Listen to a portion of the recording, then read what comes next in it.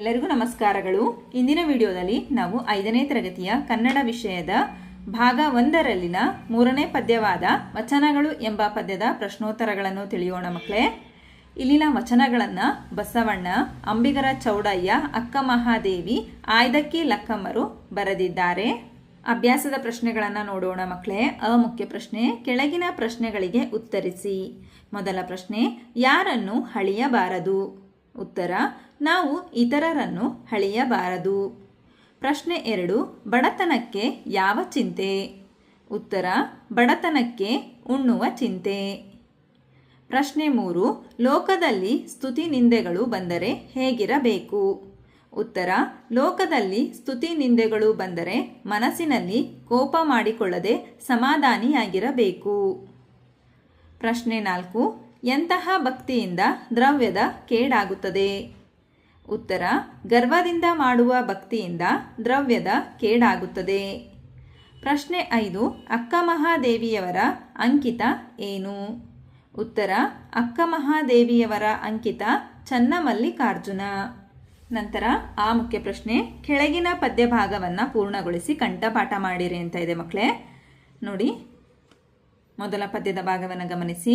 ಕಳಬೇಡ ಕೊಲಬೇಡ, ಹುಸಿಯ ನುಡಿಯಲು ಬೇಡ, ಮುನಿಯ ಬೇಡ, ಅನ್ಯರಿಗೆ ಅಸಹ್ಯ ಪಡಬೇಡ, ತನ್ನ ಬಣ್ಣಿಸಬೇಡ, ಇದಿರ ಹಳಿಯಲು ಬೇಡ, ಇದೇ ಅಂತರಂಗ ಶುದ್ಧಿ, ಇದೇ ಬಹಿರಂಗ ಶುದ್ಧಿ, ಇದೇ ನಮ್ಮ ಕೂಡಲ ಸಂಗಮ ದೇವನುಲಿಸುವ ಪರಿ. ನಂತರ 2ನೇ ಪದ್ಯದ ಭಾಗ, ಗರ್ವದಿಂದ ಮಾಡುವ ಭಕ್ತಿ ದ್ರವ್ಯದ ಕೇಡು, ನಡೆಯಿಲ್ಲದ ನುಡಿ ಅರಿವಿಂಗೆ ಹಾನಿ, ಕೊಡದೆ ತ್ಯಾಗಿ ಎನಿಸಿಕೊಂಬುದು ಮುಡಿ ಇಲ್ಲದ ಶೃಂಗಾರ, ದೃಢವಿಲ್ಲದ ಭಕ್ತಿ ಒಡೆದ ಕುಂಭದಲ್ಲಿ, ಸುಜಲವ ತುಂಬಿದಂತೆ ಮಾರಯ್ಯ ಪ್ರಿಯ ಅಮರೇಶ್ವರ ಲಿಂಗವ ಮುಟ್ಟದ ಭಕ್ತಿ.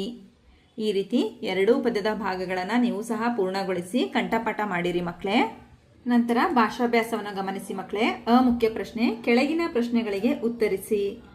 ಮೊದಲ ಪ್ರಶ್ನೆ, ಸಂಧಿ ಎಂದರೇನು? ಒಂದು ಉದಾಹರಣೆ ಕೊಡಿ. ಉತ್ತರ, 2 ಅಕ್ಷರಗಳು ಯಾವ ಕಾಲ ವಿಳಂಬವೂ ಇಲ್ಲದೆ ಪರಸ್ಪರ ಸೇರುವುದಕ್ಕೆ ಸಂಧಿ ಎನ್ನುವರು. ಉದಾಹರಣೆ, ಕುಲ ಪ್ಲಸ್ ಅನ್ನು, ಕುಲವನ್ನು. ಪ್ರಶ್ನೆ 2, ಸಂಧಿ ಕಾರ್ಯ ಎಂದರೇನು? ಉತ್ತರ, ಒಂದು ಪದ ಇನ್ನೊಂದು ಪದದೊಡನೆ ಸೇರಿದಾಗ ಪೂರ್ವ ಪದದ ಅಂತ್ಯದಲ್ಲಿ ಮತ್ತು ಉತ್ತರ ಪದದ ಆದಿಯಲ್ಲಿ 3 ಬಗೆಯ ಕಾರ್ಯಗಳು ನಡೆಯಬಹುದು. ಅಕ್ಷರವೊಂದು ಲೋಪವಾಗಬಹುದು, ಇನ್ನೊಂದು ಆಗಮಿಸಬಹುದು. ಒಂದು ಅಕ್ಷರ ಹೋಗಿ ಅದರ ಸ್ಥಾನದಲ್ಲಿ ಬೇರೆಯೇ ಅಕ್ಷರ ಬರಬಹುದು. ಇದನ್ನು ಸಂಧಿ ಕಾರ್ಯ ಎನ್ನುವರು. ನಂತರ ಪ್ರಶ್ನೆ 3, ತೆನೆ ಪ್ಲಸ್ ಅನ್ನು, ಇದರಲ್ಲಿ ಪೂರ್ವ ಪದ ಉತ್ತರ ಪದ ಯಾವುದು ತಿಳಿಸಿರಿ. ಇದರಲ್ಲಿ ನಡೆದ ಸಂಧಿ ಕಾರ್ಯವನ್ನು ಬರೆಯಿರಿ. ನೋಡಿ ಮಕ್ಕಳೇ, ಪೂರ್ವ ಪದ ಯಾವುದು? ಮರ. ಉತ್ತರ ಪದ ಅನ್ನು. ಸಂಧಿ ಕಾರ್ಯ ನಡೆದಾಗ ಮರವನ್ನು ಅಂತ ಆಗುತ್ತೆ ಮಕ್ಕಳೇ. ನಂತರ ಪ್ರಶ್ನೆ 4, ಈ ಪದಗಳನ್ನು ಬಿಡಿಸಿ ಬರೆಯಿರಿ. ಸಂಧಿ ಕಾರ್ಯ ಹೇಳಿರಿ ಅಂತ ಕೊಟ್ಟಿದ್ದಾರೆ. ನೋಡಿ ಮಕ್ಕಳೇ, ಸಕ್ಕರೆಯಾಯಿತು, ಇದನ್ನು ಬಿಡಿಸಿ ಬರೆದಾಗ ಸಕ್ಕರೆ ಪ್ಲಸ್ ಆಯಿತು, ಇದು ಆಗಮ ಸಂಧಿ ಮಕ್ಕಳೇ. ಕೆಟ್ಟವಳೇನು, ಕೆಟ್ಟವಳು ಪ್ಲಸ್ ಏನು, ಇದು ಲೋಪ ಸಂಧಿ. ದುಃಖಿತನಾದನು, ದುಃಖಿತ ಪ್ಲಸ್ ಆದನು, ಇದು ಲೋಪ ಸಂಧಿ.